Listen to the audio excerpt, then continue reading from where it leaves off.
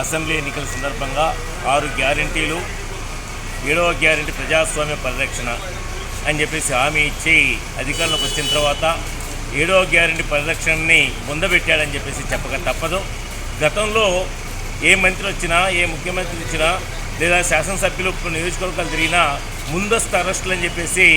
ఎద్దేవా చేసిన రేవంత్ రెడ్డి నిన్న ఇవాళ దాదాపుగా ప్రజాపంద నాయకులందరినీ చలో అసెంబ్లీ యువజన సంఘం ఇచ్చిందని, చలో అసెంబ్లీ విద్యార్థి సంఘం ఇచ్చిందని, గ్రామ పంచాయతీ కార్మికులు ఇచ్చారని